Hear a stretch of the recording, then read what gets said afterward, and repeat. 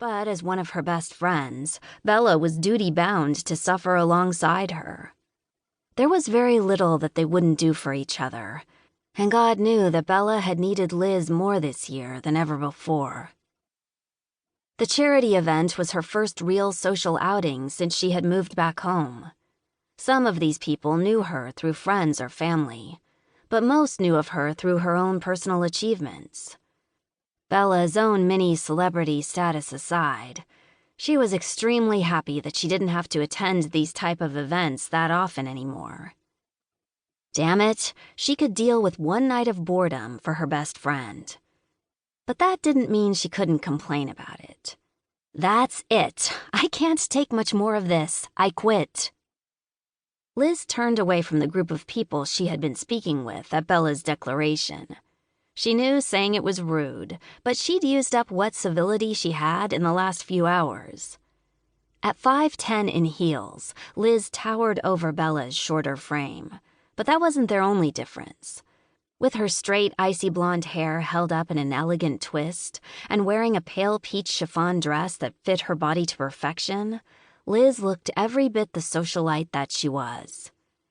In contrast, Bella's exotic features were far more intriguing than pretty, but she'd never gotten any complaints. She wasn't a typical beauty, with her cat-like amber eyes, small nose, and lips that she thought were too full. The bronze dress she had chosen complemented her olive skin tone that hinted of her Italian heritage, and her prized espresso waves hung loose down to the middle of her back. Bella and Liz might look like complete opposites, but they'd been as close as sisters since they were young. Because they knew each other so well, Liz smiled sweetly as she linked her arm through Bella's and pulled her away from the group. That was the quickest and most effective way to stop her from saying anything else that would be deemed inappropriate. So, you quit being my friend, or you quit being here even though you know how much I need your help tonight? God, you've gotten so good at this guilt-tripping thing, Bella sighed, but she squeezed her friend's arm to negate her words. I've been doing my duty. I've tried to talk people into giving loads of money to the Children's Foundation, and I'm completely out of raffle bracelets. By the way, props for serving the meal earlier than expected.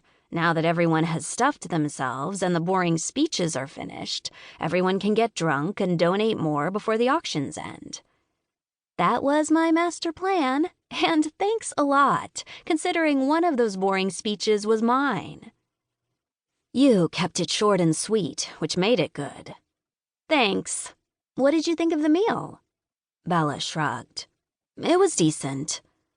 Liz chuckled as she expertly maneuvered them through the crowd. High praise indeed. Remember, you promised you wouldn't go back to the kitchen. The chef is nervous enough about you being here. If you go back there to speak to him, he'll pass out before we get dessert buffets set up. Jeez, you make me sound scary. Casting her a sidelong look, Liz said, When it comes to food, you are. Did you hear what the Vandenbergs were saying before you rudely interrupted? They bid on every piece of art up for auction.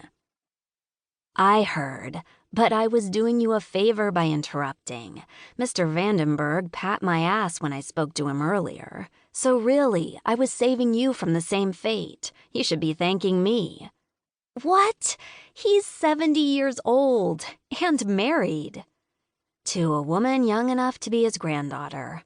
Actually, I think she's a year younger than us. That's just... Liz wrinkled her nose.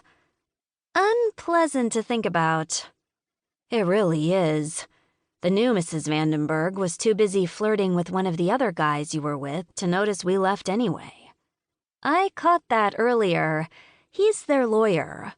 Bella laughed. Well, that should make their divorce interesting. That's very cynical, but probably true. So, can I go home now, or what?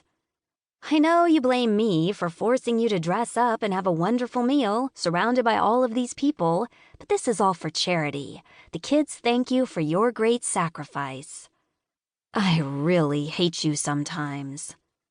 Liz burst out laughing, loud enough to gain the attention of the people around them.